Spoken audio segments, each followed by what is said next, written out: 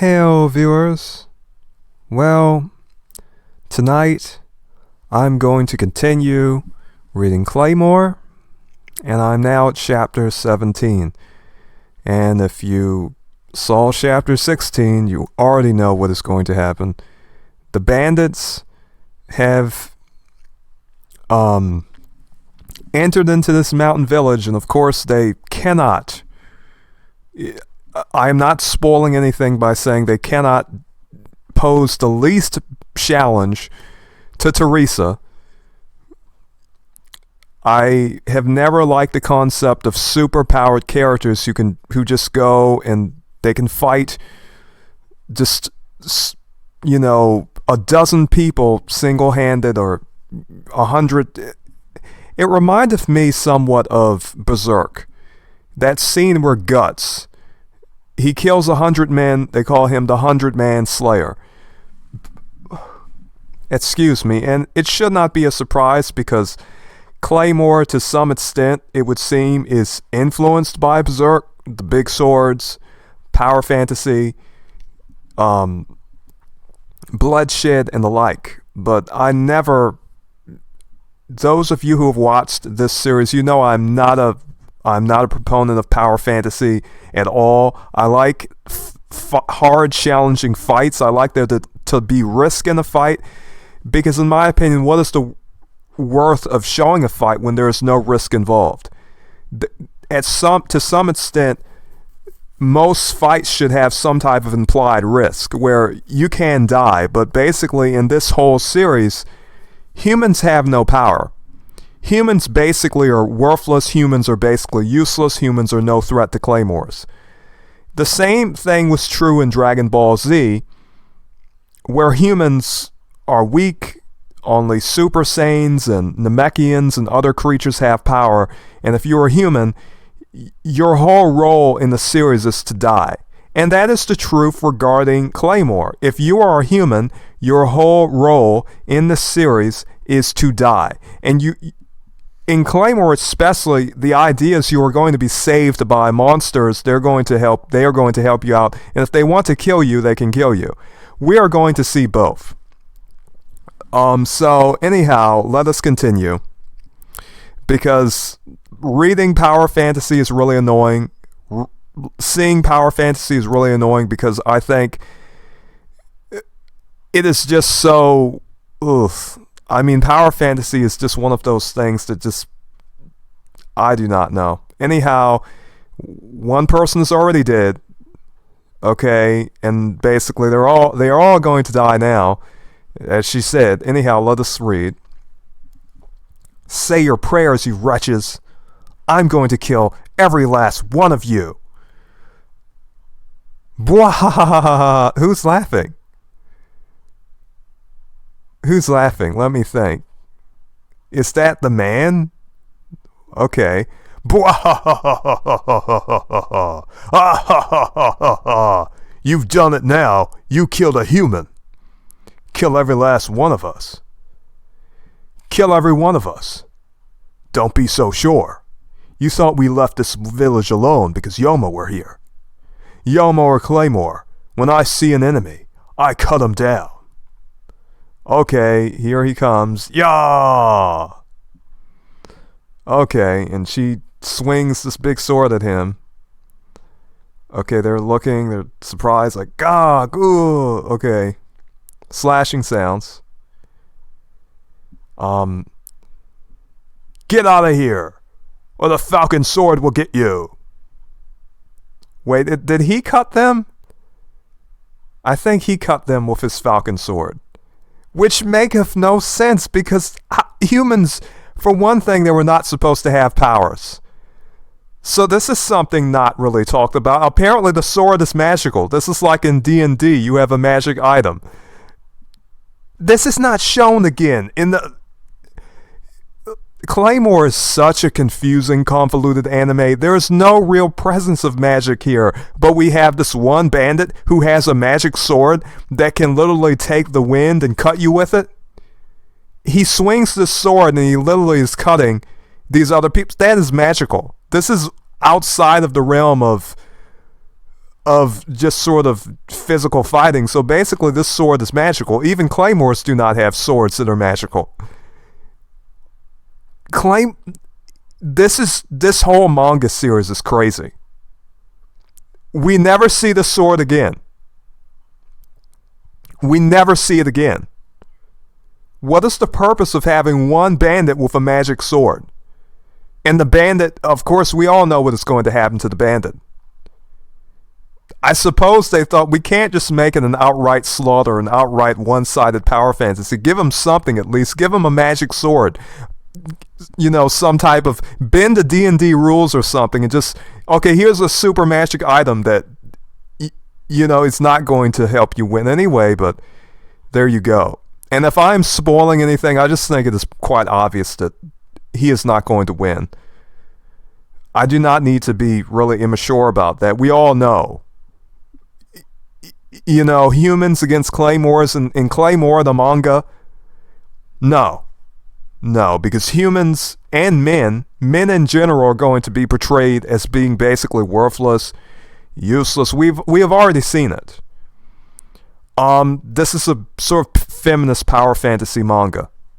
I will put it that way. But anyhow, let me continue. Or at least up to a certain point. Let me put it that way. But for the most part, that is what it is. Bwah ha ha ha. Not bad. You're the first one who's blocked my attack. Okay. This is a magic sword. This is... Oh my goodness. This is literally a magic sword. Oh wow. This is worse than I thought it was. In my opinion, because I think they knew this was such a power fantasy, a type of one-sided idea of Teresa literally killing off these bandits. They have to sort of make it seem as though it is a challenge to sort of appeal to our emotions. But we will never see a sword like this ever again. This sword is more intricate than the Claymore swords. This sword is amazing. But a human is wielding it, and humans do not live in Claymore. Humans always die. Basically, humans, just about every human in this series, and I'm not going to spoil it, but humans are not really treated as though they have any worth at all. You have already seen it, so I'm not spoiling anything for you by saying that. Okay. This is like some type of Soul Calibur Ivy Valentine sword. If you have ever seen the series Soul Calibur, there's a man in Bleach who also, another particular anime and manga, who has a sword that sort of acts like this. But anyhow, this is basically a magic sword. And I'm just going to be honest. This is probably, as far as I know, the only magic sword in this whole manga. Alright? Very weird. But you see, he displays more skill than Claymore's. This sword is amazing. The technique he has with it is amazing. But are we going to see more things like this? No, we're not going to see more things like this. So can you see it? This is the real Falcon Sword. It uncoils like a whip and works long range. To the human eye, it's just a blur. Okay, and of course she is not worried because she is a Claymore and this is a human. This is not a threat. I mean, they make it seem as though, wow, look at the bandit, he's so powerful, but we're going to see how long this really lasts. To be honest. No one can dodge my sword, and no one can touch me. You'd be lucky to get close. You're a sitting duck. Wow, he's dead. He's dead. Blood spraying sounds. This is a joke. This is a big joke. You give this man this amazing sword, the only magical item.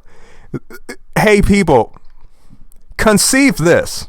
The only magical item, the only magic sword in Claymore, a magic sword. This is a magic sword. This sword has the capability to send wind blades and cut you without even touching you. This sword can turn into a whip. This sword can act like something from Bloodborne, from one of those sword canes in Bloodborne, where it literally turns into a type of saw whip. But look at this. Teresa kills him in one attack because power fantasy, power scaling. This is this whole type of manga thing where you are a lesser, you're a lesser combatant. You have less of a power scale than I do, and therefore I can kill you with one hit. Is this exciting? Is this enjoyable? Is this something that is exciting at all? Is it exciting at all to just literally see someone get killed in one hit? You saw how amazing that sword was. This is a sword that actually makes, he can wield it with one hand. It's a sword of a reasonable size, but it's a magic sword. This is amazing. This was the most amazing sword in this whole manga. I am not lying. I can spoil that much for you, because you will not see a sword like this, and you will not see a human character who has a sword like this. This is the only magic sword in the whole manga. I've read the whole manga, and I'm just telling you, this is a whole type of commentary review series. There will be some spoilers, honestly, because this is also retrospective. This is not just a commentary, it is a retrospective. So this is amazing. Look at this amazing sword. Look at this technique. Teresa has to jump up to dodge it, but she kills him with one strike. Because, you have a magic sword, but you are still not a Claymore. You are a human, and humans die in this manga. How boring. How boring that is. I mean, the same thing happened in Dragon Ball Z. Basically, in Dragon Ball Super, they had to get rid of all the power scales, because what happened was that it ruined the entire plot. In other words, people complain about Dragon Ball Super, but the power scaling stuff was so stupid that basically you cannot continue a series and just continue these ridiculous power scaling. Some of you may know about Dragon Ball Z, but some of you may not. Basically, in that series, certain characters were more powerful than others. And if you were one of those characters who were not as powerful as characters such as, for example, one of the more powerful characters, Goku, your whole role in the series was worthless because you could not do anything. So in this manga, if you're a human, you die. It is just like I said. Did I really spoil anything for you? It is over that fast. This is the most amazing sword and probably one of the most interesting human characters in the whole manga. If anything, I like him more than I like Teresa or any of these other. He is my favorite character. I will put it that way. I like this character. He has a sword that turns into a whip. He has a cool design, in my opinion, for the most part. It's an actual man. I mean, when you're reading in the beginning, you do not really get to read about really powerful men. And we will read about more men who have power, but we will cross that bridge when we come to it. But yes, his sword, his magic sword that they gave him to make this fight interesting, well, the author decided your magic sword is worthless. It is more interesting if you die in one strike. And it is not interesting. That is boring. This is the conclusion and the summation, the consummation of power fantasy. What value does power fantasy have? Basically, you are less than me. I kill you in one hit. You have a magic sword. But your magic sword is worthless. There is nothing that you can do. You die in one hit. You did not even see her striking him. Her attack was so fast you do not even see anything. This is how dumb power fantasy is. This is how dumb it can be. And this whole series, the whole Claymore series, is full of it. The idea is to emphasize how worthless he is as a character. And I'm just thinking, alright, he's so worthless, you gave him a sword that can literally do things that a Claymore sword cannot do. He literally has a magical sword. I mean, this sword is not some type of natural sword. This is literally, this is like a sword from Soul Calibur. It is amazing. But before we can get excited about the sword, the man who is wielding it dies. We will never see the sword again. Quite honestly. But Boss. Okay. So the boss is dead. You've got to be kidding. We should have stayed out of our way. Gah! Let's get out of here. Well, she's a monster. She'll kill us all. Yeah, move. Okay. So, she did not kill all of them, but she killed the person with the magic sword. The magic sword was worthless. And listen, this fight could have taken up a good deal of the manga, but instead of, or at least not a good deal of the manga, but this particular issue of the manga, this could have been a big thing. This could have been an exciting episode. This could have been an exciting, fight. But you see, Norihiro Yagi, the person who wrote this, he has a very strict power scale. If you are a human, you are not allowed to be powerful. You are not allowed to even be any risk to the Claymore. Oh, you have a magic sword. Somehow in a particular manga that has nothing to do with magic, where there's no magic, you have a magic sword. For no reason other than to die. Some of you, I just want you to absorb that. I want you to absorb the reality of having a magic sword that the author gave you for no other reason than for you to just look good while you die. Quite ridiculous in my opinion. But anyhow, let me continue reading this, because if I continue to commentate, I will never get finished. You're awake, Claire. Okay, she takes Claire. Teresa. Okay, she killed them all anyhow. So. You finally did it. I knew this day would come. The rule has no exceptions, whatever the circumstances or the reason. That's regrettable. Teresa of the faint smile. Okay. So, she broke the rule, and if you break the rules, well, Claymores have to come after you. This is, imagine being so, do you have the same disappointment I have? I wanted to see what that sword could do. But of course that was a magic sword, people. I just have to say, that was a magic sword. We will not see any more magical swords. If I can spoil something, I would just spoil that. So take that in. You have a person with a magic sword who is carrying the magic sword for no other reason than to die. I just had to emphasize that, because this is terrible writing. Good writing has flexibility. Good writing, let me tell you something about good writing. When you're reading something that is good writing, you feel as though you do not know exactly what to expect. It surprises you. Genuinely surprises you. But Claymore is a really repetitive manga. It is really repetitive. You see the same things happening over and over and over again. Every time you see a human, every time you see a person who's human, there are a few things that are going to happen to them. Either they're going to die, or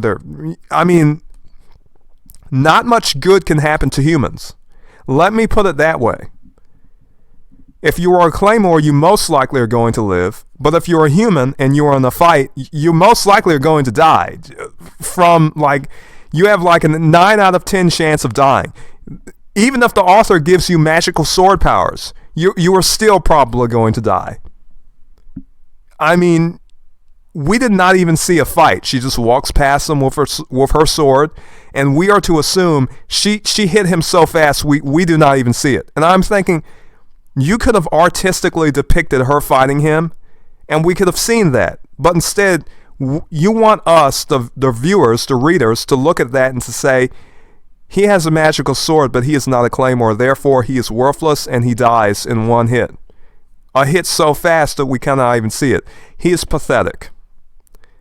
But that is boring. What about a fight? What about a challenge?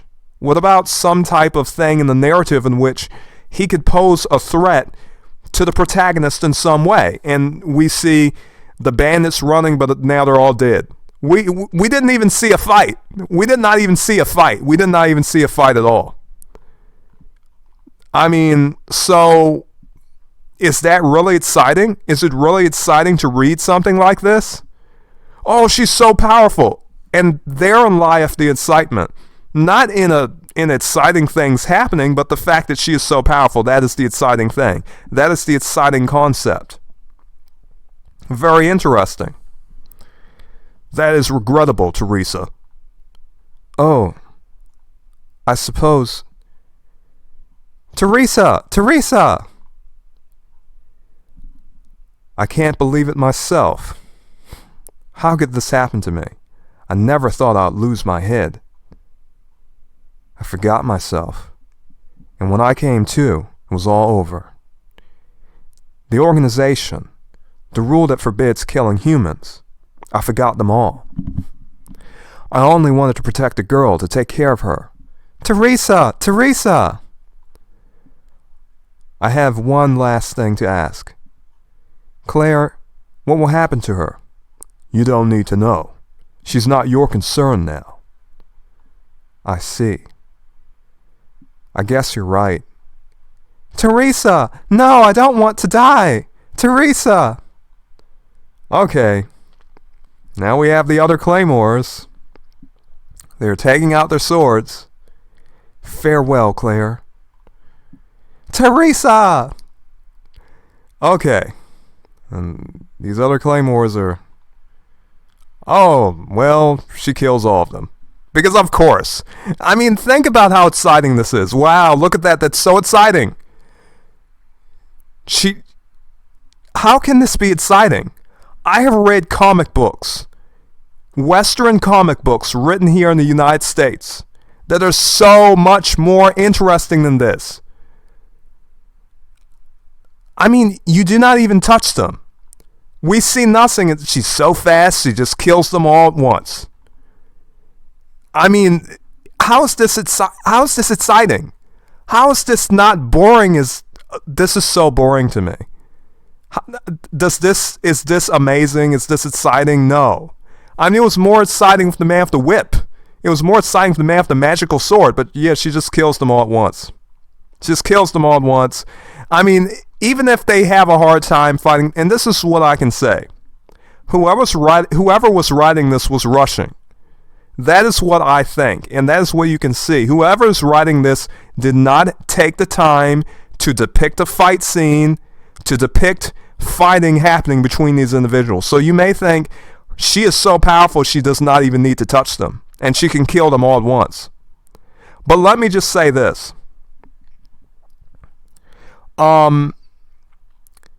This is lazy. This is lazy because you could depict a real fight. This is the lazy work of a person who does not want to take the time to write more and depict more.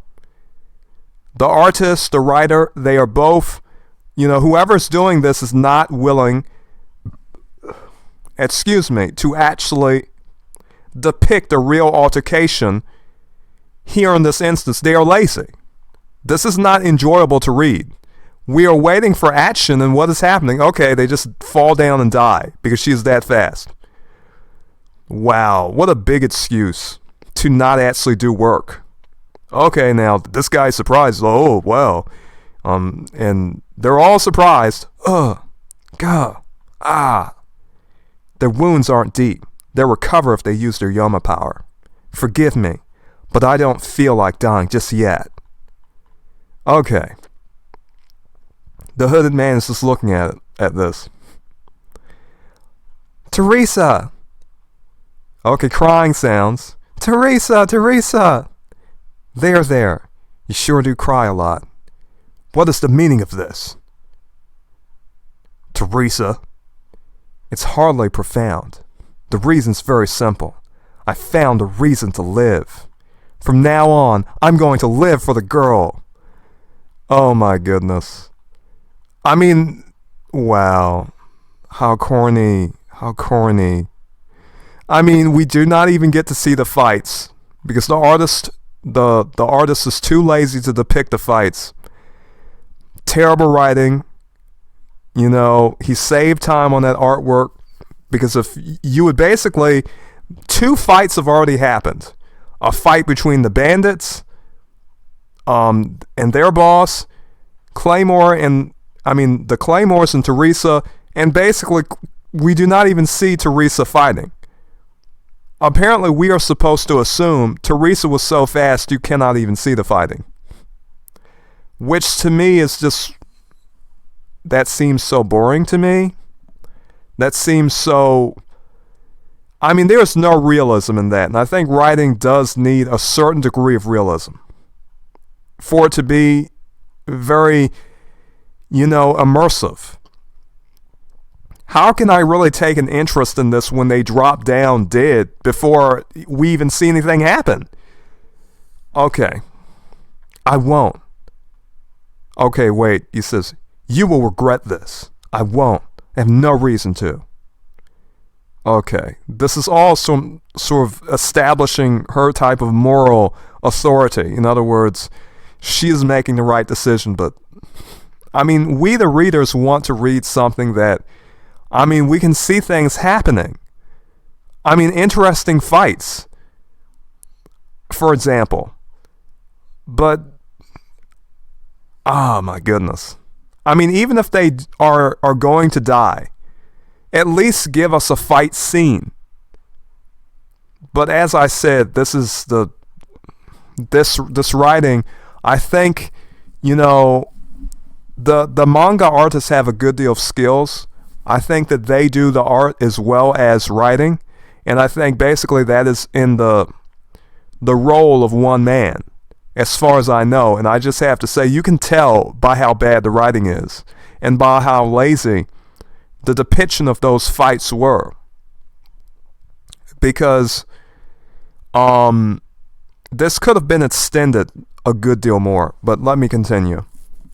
This has become troublesome. To think that the strongest among us, Teresa of the faint smile, would rebel. There's nothing to worry about. Summon numbers 2 through 5 and have them subdue Teresa. Okay. We got to see yet more power fantasy. Just, apparently the artists feel as though they do not even need to depict fight scenes. They do not even need to depict fight scenes. That was pretty boring. I really have to say, this is so lazy. Okay, they're right here. Now they are dead. Let me show you the other example. Okay. Let me go up here. He has his magic sword. It is amazing. It looks so cool. Now he is dead. The bandits. The bandits are running. It looks like they're gonna run away. Now they are dead. Wow. Is that really good writing? I am asking you, the viewers, is that really good writing? I do not think so, but maybe some of you disagree. Honestly. To me, this is terrible. And I remember why I started to really dislike Claymore as a manga in terms of writing and style, because basically it just became so repetitive. It really is. So anyhow, viewers, I hope you enjoyed this. I do plan to continue my Claymore series in the future.